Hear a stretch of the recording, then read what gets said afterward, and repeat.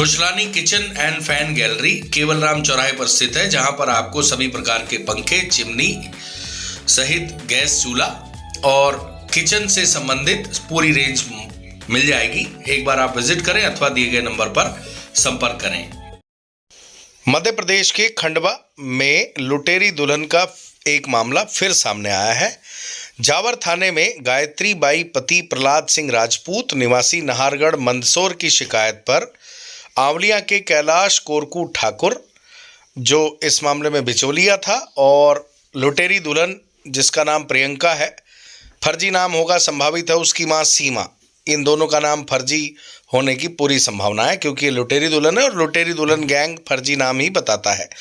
अब आपको पूरी कहानी बताते हैं। दरअसल गायत्री बाई राजपूत जो नाहरगढ़ की रहने वाली है, मूंदी थाना क्षेत्र के अंतर्गत आने वाले आंवलिया गांव में 7-8 महीने पहले एक शादी में आई थी, जहां उनकी मुलाकात वहीं के रहने वाले कैलाश कोरकू ठाकुर से हुई और उन दोनों के बीच में ये बात हुई।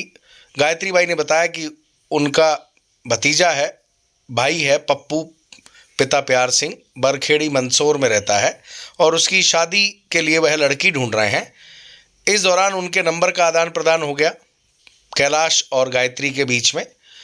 दोनों के बीच में बातचीत होती रही। कैलाश कोरकू ठाकुर ने लड़की ढूंढने की बात कही और ये बात हुई कि 2 लाख रुपए लड़की वाले लेंगे और लड़की गरीब घर की है, आपको सौंप देंगे।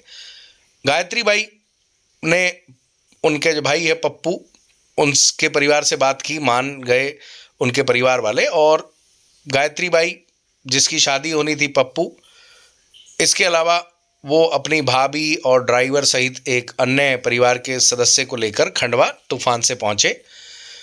आंवलिया पहुंचने पर गायत्री बाई ने यह शर्त रखी कि 2 लाख रुपए देंगे, गहने देंगे और लिखा पढ़ी करा के देंगे, बिना लिखा पढ़ी के नहीं देंगे। इस दौरान इस बात पर वह यह बोले कि आसपास मूंदी के क्षेत्र में तो कहीं नोटरी होगी नहीं, तो खंडवा चलते हैं। वह उनको खंडवा एक नोटरी के पास लेकर आए कोर्ट में। नोटरी ने जब लड़की का आधार कार्ड मांगा तो कैलाश कोरकू ठाकुर के साथ जो लड़की प्रियंका जिसका नाम बताया था और उसकी मां सीमा, उन्होंने ये कहा कि लड़की का आधार कार्ड जल गया है, फिलहाल आधार कार्ड नहीं है। ऐसे में उन्होंने ये कहा कि भाई लड़की, क्योंकि आपको बता दें कि जो लड़के वाले हैं उनको पसंद आ गई थी, तो उनके बीच में बातचीत हुई कि आप लड़की को साथ ले जाओ और उसके बाद 7-8 दिन बाद जब इसका आधार कार्ड बन जाएगा तो वह मंदसौर में आकर लिखा पढ़ी कर लेंगे या आप खंडवा आ जाना। इस तरह की बातचीत हो गई। लड़की को जो लड़के के परिवार वाले गहने लाए थे उन्होंने वो पहना दिए, साड़ी वगैरह आप जानते ही हैं कि शादी के लिए लड़के वाले लेकर आते हैं। कोर्ट के पास एक चेंजिंग रूम में उन्होंने उसको कपड़े पहना दिए और लड़की को यह कहा कि खंडवा से ही मंदसौर ले जाते हैं। कैलाश कोरकू ठाकुर ने कहा कि वह उसे आंवलिया छोड़ते हुए निकल जाएं, रास्ता वही है, उधर से सनावद होते हुए वह निकल जाएं। इस पर परिवार वाले, लड़के के परिवार वाले मान गए और कैलाश कोरकू ठाकुर को लेकर जावर थाने के पास पहुंचे। वहां एक ढाबे पर इन्होंने चाय वाय पी और वहीं पर 2 लाख रुपए लड़के के परिवार वालों ने इनको दे दिए और लड़की को रवाना कर दिया। कैलाश कोरकू ठाकुर वहां उतर गया। अब आपको ये बताते हैं कि आधा पौना किलोमीटर ये लड़की को लेकर लड़के वाले गए होंगे आगे मूंदी की दिशा में। इस दौरान एक बाइक पर लड़का और लड़की, गाड़ी जो उनकी तूफान थी उसे ओवरटेक करके गाड़ी के आगे अड़ा दिया।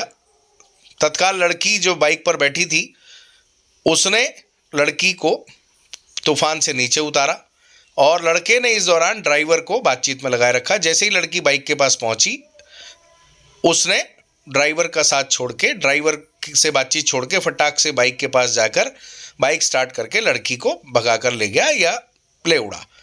इस पूरे मामले को समझने में जब तक लड़के के परिवार वाले को समझ आती, रात हो चुकी थी।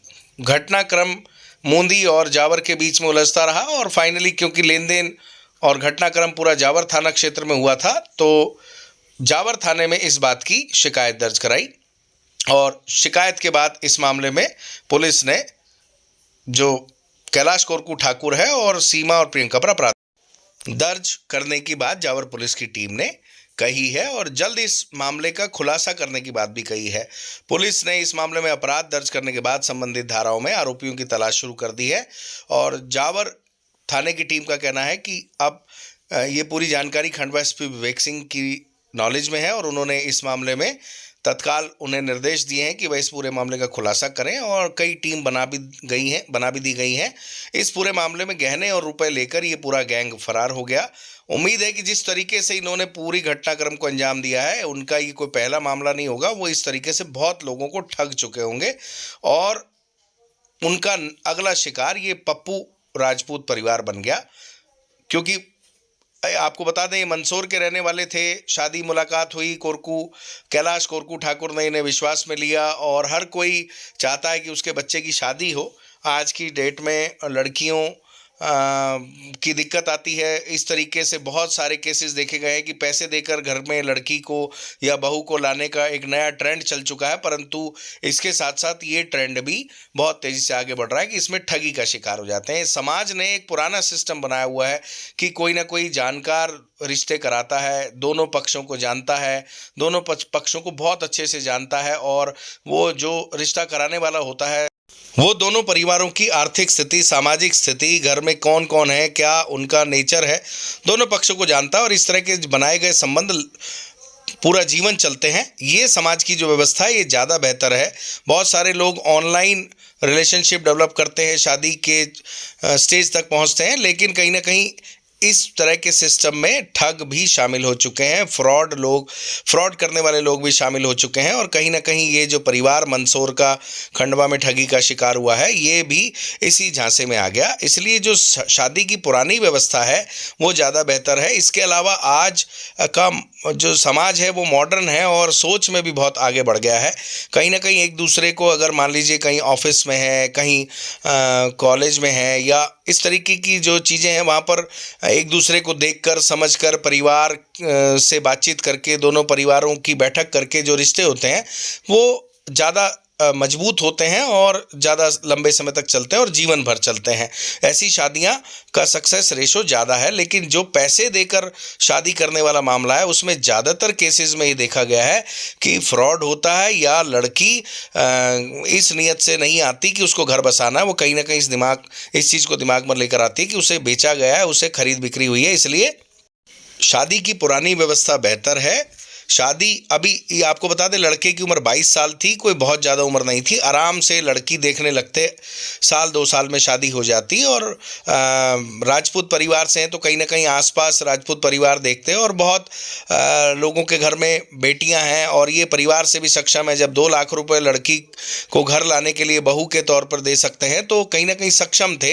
ऐसी परिस्थिति में ज़्यादा बेहतर होता है कि अपने पुरानी व्यवस्था के तहत लड़की ढूंढते, परिवार में ही या समाज में लड़की ढूंढते और उसको अपनी घर में बहू बनाकर लाते, तो इनके साथ इस तरह का छल नहीं होता।